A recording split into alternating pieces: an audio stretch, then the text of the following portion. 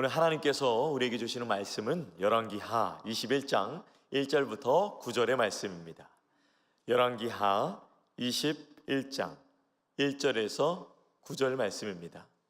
오늘 말씀 교독해서 읽으실 때에 제가 먼저 읽고 교독하시고 마지막 9절 말씀 함께 읽겠습니다.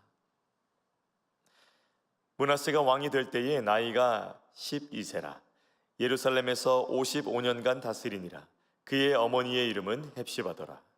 므낫세가 여호와 보시기에 악을 행하여 여호와께서 이스라엘 자손 앞에서 쫓아내신 이방 사람의 가증한 일을 따라서 그의 아버지 히스기야가 헐어버린 산당들을 다시 세우며 이스라엘의 왕 아합의 행위를 따라 바알을 위하여 제단을 쌓으며 아세라 목상을 만들며 하늘의 1월 성신을 경배하여 섬기며 여호와께서 전에 이르시기를 내가 내 이름을 예루살렘에 두리라 하신 제단들을 쌓고 또 여호와의 성전 두 마당에 하늘의 1월 성신을 위하여 제단들을 쌓고 또 자기의 아들을 불 가운데로 지나게 하며 점치며 사수를 행하며 신접한 자와 박수를 신임하여 여호와께서 보시기에 악을 많이 행하여 그 진노를 일으켰으며 또 자기가 만든 아로 새긴 아세라 목상을 성전에 세웠더라.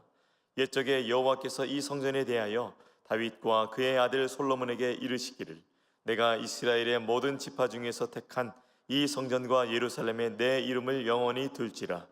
만일 내 명령과 나의 종 모세가 명령한 모든 율법을 지켜 행하면 내가 그들의 발로는 다시는 그의 조상들에게 준 땅에서 떠나 유리하지 아니하게 하리라 하셨으나 다 함께 이 백성이 듣지 아니하였고 므낫세의 꾀을 받고 악을 행한 것이 여호와께서 이스라엘 자손 앞에서 말하신 여러 민족보다 더 심하였더라. 아멘. 오늘 열왕기하 21장 1절부터 9절 말씀을 중심으로 말씀 전하겠습니다. 이제 어제 말씀의 마무리로 히스기야의 역사가 이제 막을 내렸습니다. 그리고 이제 그 아들 므낫세가 유다의 왕이 되었습니다. 이 므낫세의 어머니의 이름이 헵시바라는 거 외에 별 정보는 없는데 헵시바라는 이름은 참 좋은 뜻이죠. 이것이 이사야 62장 1절에서 5절에 나타나는 그런 단어로서 하나님이 예루살렘과 시온을 새롭게 지칭하는 단어입니다. 이런 좋은 이름의 뜻을 가진 어머니였지만 그리고 또 히스기야가 얼마나 이스라엘 가운데 유다 땅 가운데 종교개혁에 힘쓰고 그래도 하나님 경외하려고 얼마나 또 애쓴 부분들이 있어요. 그런데 그 어머니의 이름의 뜻과 또 그 아버지의 또 열심은 이 아이에게 참 아쉽게도 많은 영향이 미쳐지지 않은 것 같습니다. 저는 말씀을 읽어보면서 이 므낫세의 삶이 그야말로 참 가관이었다라고 보게 되었습니다. 므낫세가 유다 왕들 중에 가장 길게 55년 동안 통치하게 되었거든요. 근데 2절에서 4절 말씀, 2절에서 3절 말씀을 보니까 그 아버지 히스기야가 어렵게 일구었던 것을 다시 뒤집는 것을 볼 수가 있었습니다. 2절에서 3절 말씀 제가 읽어드립니다. 므낫세가 여호와 보시기에 악을 행하여 여호와께서 이스라엘 자손 앞에서 쫓아내신 이방 사람의 가증한 일을 따라서 그의 아버지 히스기야가 헐어버린 산당들을 다시 세우며 이스라엘의 왕 아합의 행위를 따라 바알을 위하여 제단을 쌓으며 아세라 목상을 만들며 하늘의 1월 성신을 경배하며 섬기며. 어떻게 종교개혁을 이룬 아버지 밑에서 이렇게 악하게 자라났을까? 부모님의 영향은 자녀에게 지대한 것인데 어떻게 이럴 수 있을까? 아수르로부터 히스기야를 도우신 하나님의 전능하심도 들었고 그리고 아버지가 기적적으로 치유받은 것도 보았을 텐데 어떻게 이렇게 되었을까? 그는 여호와 보시기에 악하다고 평가를 받았습니다. 하나님께서 쫓아내신 이방 우상들을 다시 가져왔습니다. 전국적으로 이 므낫세 때문에 전국적으로 우상 숭배가 전파되고 팽배해지게 되었습니다. 저는 말씀을 보면서 또 저와 여러분 가운데 묵상하기로는 또 적용하기로는 하나님께서 또 저와 여러분 가운데 은혜를 주셔서 몰아낸 그러한 죄들 그리고 우상과도 같은 것들이 우리 가운데도 있을 것입니다. 우리 가운데 그것을 다시 가져오지 않는 지혜와 은혜가 있기를 바랍니다. 물론 때로는 이런 생각도 드실 거예요. 어떻게 믿음만으로, 어떻게 소망만으로, 어떻게 사랑만으로 살 수 있겠어요? 때로는 예전에 버렸었던 것들도 좀 가져오면서 마음속으로 탐닉하고 즐기고, 때로는 잠깐 세상에 발도 들였다가 또 다시 하나님 앞에 나오면 되지 않겠나? 이런 유혹이, 이런 것들이 우리 마음 가운데 틈탈 수 있습니다. 그러나 여러분, 이 우상 숭배는 사실 외부에서부터 이 내부로 들어오는 것이 아니라 사실은 우상 숭배를 하고 싶고자 하는 그 내부에서부터 마음이 시작되기 때문에 이것에 마음이 열려서 외부의 것이 들어오는 것이잖아요. 어쩌면 므낫세처럼 하나님을 믿고 따르던 이 아버지 히스기야의 끝이 겨우 이런 것이었나? 이사야를 통해 심판받았잖아요. 또 마지막 끝은 조금 히스기야가 초라했잖아요. 그것을 또 이 아들이 보면서 겨우 신앙생활의 대가가 이 정도인가? 이렇게 생각했을지도 모르겠습니다. 그러나 섣부른 믿음의 판단으로 말미암아 아예 세상의 우상으로 빠지게 되어지는 이 안타까운 모습, 혹시나 우리에게는 있지 않은지, 만약에 있다면 우리가 거기서 멈추고 오늘 다시 한번 돌이켜지는 은혜가 있기를 간구합니다. 그들에게는 사실 따라가야 될 말씀이 있었습니다. 하나님께서 모세를 통해 주신 율법, 하나님의 분명하신 말씀이 있었습니다. 따라갈 것이 없던 것이 아니었습니다. 그러나 그는 그것을 따라가지 않고 헛된 것을 따라갔습니다. 말씀 떠나면 다 잃는 것입니다. 말씀 떠나면 우상 숭배에 빠질 수밖에 없는 것입니다. 말씀 떠나면 하나님 떠나는 것입니다. 우리에게 따라가야 될 분명한 성령의 감동으로 기록된 우리에게는 성경, 하나님의 말씀이 있습니다. 이 성경 말씀이, 이 하나님의 말씀이 여러분을 인도하실 것입니다. 그것을 다시 한번 믿고 신뢰하시고 확신하시는 이 아침 되시길 바랍니다. 다시 한번 내 안에 다른 우상이 있는지 점검하고 말씀 읽고, 혹시 내가 듣기는 하나 내가 잘 따르고 있는지 다시 한번 믿음 안에 점검하여서 혹여나 그것이 있다면 다시 한번 회개하고 돌이킴으로써 또 예수 이름의 능력의 이름으로 선포하고 몰아내고 성령으로 충만한 여러분의 이 아침, 이 하루 되시기를 간절히 축복합니다. 저는 4절부터 9절 말씀을 또 중심으로 묵상할 때에 특별히 4절에서 7절 말씀 보면서 이 왕이 지극히 불안했구나. 이 왕이, 우리가 때로는 살다 보면 한 가정을 운영하는 데 있어서도 또 교회 안에서도 여러 팀들이나 또 부서의 리더로 감당하거나 목자로 마을장에 감당하면서도 얼마나 또 부담이나 어려움이나 이런 불안감이 와요. 근데 한 나라를 이렇게 지도하는 이 므낫세, 12살부터 했으니 얼마나 이 자기의 정체성이 제대로 잡혀지지 않은 그 나이 때에 얼마나 많은 이 신하, 저 사람, 저 나라 여러 가지로 인하여서 얼마나 이 왕이 불안했겠습니까? 그 불안의 결과가 이 우상을 불러들이지 않았나? 이 우상들의 특징이 딱 한 가지 좀 집중해서 꼽자면 다 만져지는 것들입니다. 다 보여지는 것들입니다. 만져지고 보여져야만 안심할 수 있었던 상태였던 것 같습니다. 4절에서 7절 말씀 읽어드립니다. 여호와께서 전에 이르시기를 내가 내 이름을 예루살렘에 두리라 하신 여호와의 성전에 제단들을 쌓고 또 여호와의 성전 두 마당에 하늘의 1월 성신을 위하여 제단들을 쌓고 또 자기의 아들들을 불 가운데로 지나게 하며 점치며 사수를 행하며 신접한 자와 박수를 신임하여 여호와께서 보시기에 악을 많이 행하여 그 진노를 일으켰으며 또 자기가 만든 아로새긴 아세라 목상을 성전에 세웠더라. 돌아다니는 곳곳마다 우상이 서 있고 안 볼래야 안 볼 수가 없으며 만지지 않을래야 만지지 않을 수 없고, 특별히 자기가 만든 목상은 성전에 세워놨습니다. 다 만져지고 다 보여지는 것들로 자기 주의를 다 풍성하게 해놓은 것입니다. 아버지도 신앙생활 잘 한다고 했는데 이 스기야 왕이 어려움 겪는 것도 보았고 또 이 여러 가지 우상들은 다 말씀드렸듯이 퍼포먼스들이 있는 것이고 보여지고 만져지는, 그래야 안심이 되어지는 상황이었습니다. 극도의 불안으로 하나님을 신뢰하지 못하고 또 만져지는 우상들을 숭배하게 된 것입니다. 또 이스라엘 정세를 보면 얼마나 주변 나라들이 어려움을 많이 주었습니까? 물론 그런 상황, 그런 환경임은 충분히 이해하지만 그 신앙의 태도가 너무나도 아쉽게 느껴집니다. 사절에서는 여호와께서 이전에 말씀하신 것과 성전에 강조합니다. 어떻게 하나님의 성전에서 우상 숭배가 일어날 수 있을까요?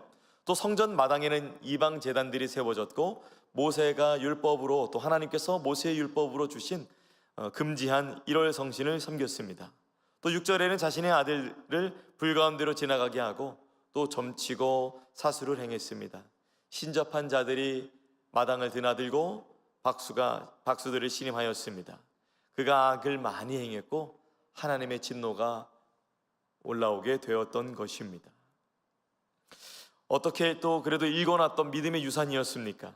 이 참 처참해진 남유다와 성전 앞에, 그리고 성전 안에 세워진 모든 우상들과 환경을 보면서 저는 참 마음이 아팠습니다. 그러면서 하나님의 성전인 우리 마음에, 우리의 중심에, 나의 핵심에 무엇이 세워져 있는가? 예수님을 믿고 다시 세상 사람들이 좋아하는 것들로, 세상 사람들이 추구하는 것들이 나의 마음에, 우리의 마음에 있지는 않은가 돌아보게 되었습니다. 본문은 특별히 다윗과 솔로몬을 언급하는데요, 특별히 다윗을 언급하는 것은 므낫세가 다윗과는 전혀 다른 길을 가고 있음을 뜻하고 있습니다. 그는 우상 숭배의 대명사 아합을 따라갔습니다. 다윗에게 주신 하나님의 언약이 위태로워졌고 하나님이 당신의 이름을 두시겠다고 하신 성전의 모든 것과 그 성전의 영광과 다윗 왕국의 영속성이 밀접하게 연결되었는데 그것이 오늘 흔들리게 되었습니다. 8절 말씀입니다. 만일 이스라엘이 나의 모든 명령과 나의 종 모세가 명령한 모든 율법을 지켜 행하면 내가 그들의 발로 다시는 그의 조상들에게 준 땅에서 떠나 유리하지 아니하게 하리라 하셨으나, 이렇게 귀한 약속도 주셨는데 참으로 죄악이란 무섭습니다. 그리고 북이스라엘이 이미 우리가 읽어봤듯이 17장 말씀에 보니까 여러 가지 죄악의 결과를 경험했거든요. 오늘 21장이에요. 그것을 듣고 지켜봤을 텐데도 이거 참 죄악이란 무섭습니다. 옆에 있는 사람이 심판받는 것을 봐도, 어려움을 나 자신이 과거에 느꼈었어도, 그 나라가 그것을 당했었어도 이 죄악이라는 것이 참 다른 사람이 심판하는 것을 보고도 멈춰질 수가 없습니다. 이 죄악의 브레이크 누가 밟아줄 수 있을까요? 므낫세는 이 죄악이 개인의 죄악이 아니라 자신이 굉장히 영향력을 끼치는 자리에 있음을 감지하지 못하고 인지하지 못하고, 어쩌면 그 반대로 그것을 인지해서 온 나라에 퍼지게 했을까요?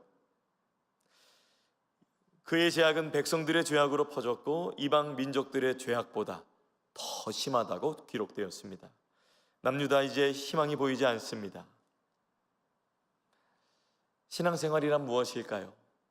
하나님을 믿고 따르고 동행하는 것이란 무엇일까요? 저는 지난 수요 예배 때도 이렇게 말씀을 드렸었는데요, 하나님이 좋아하시는 것을 좋아하고 하나님이 싫어하시는 것을 싫어하는 것, 그러면서 주님과 함께 이 길을 가는 것. 어려운 것 같지만 쉽고 쉬운 것 같지만 어렵습니다. 왜냐하면 우리의 힘과 능으로 하는 것이 아니기 때문입니다.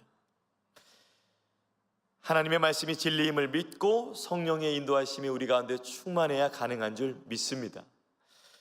죄는 제거한 것 같지만 계속해서 여러분을 따라다닐 것입니다. 아무리 똑똑해도, 아무리 힘이 장사여도 우리는 이길 수 없습니다.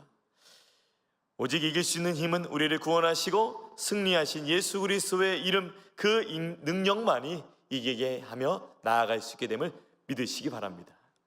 9절 말씀입니다. 이 백성이 듣지 아니하였고 므낫세의 꾀을 받고 악을 행한 것이 여호와께서 이스라엘 자손 앞에서 멸하신 여러 민족보다 더 심하였더라.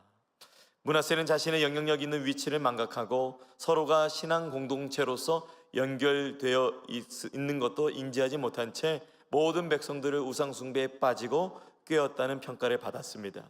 그래서 한 사람의 성도가 악에 빠지지 않고 믿음을 지키며 하나님 앞에 온전하게 서 있는 것이 얼마나 중요한지 모릅니다.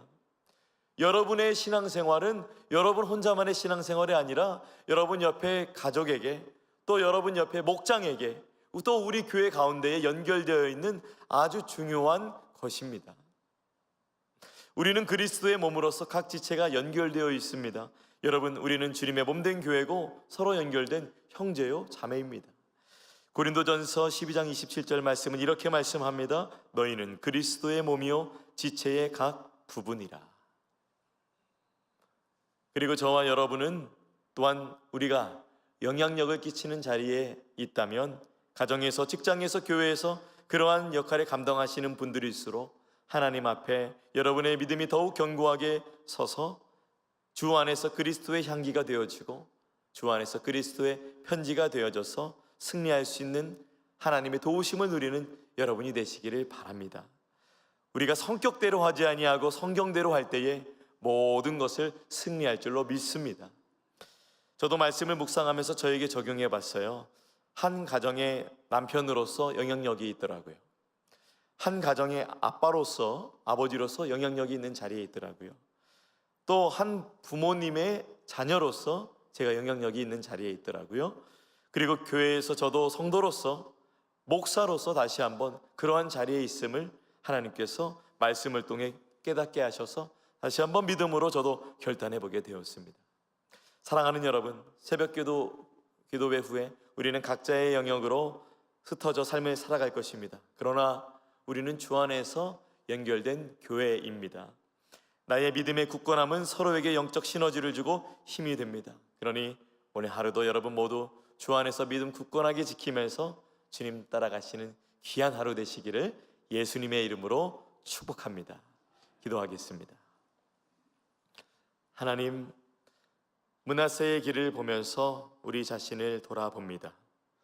안타깝고 아쉽고 너무나도 어려운 상황 가운데 있었던 오늘 말씀 본문을 보면서 나를 먼저 돌아봅니다. 주님, 우리를 긍휼히 여겨주시옵시고 우리를 이러한 길을 따라가지 아니하고, 비록 협착하고 좁고 어려운 길이지만 주님과 함께, 주님이 함께 하시는 주님의 도우심이 있고 끝내는 승리하게 될 이 믿음의 길, 오늘 하루도 강하고 담대하게 나아갈 수 있도록 주님, 우리 가운데 성령으로 충만케 하여 주시옵소서.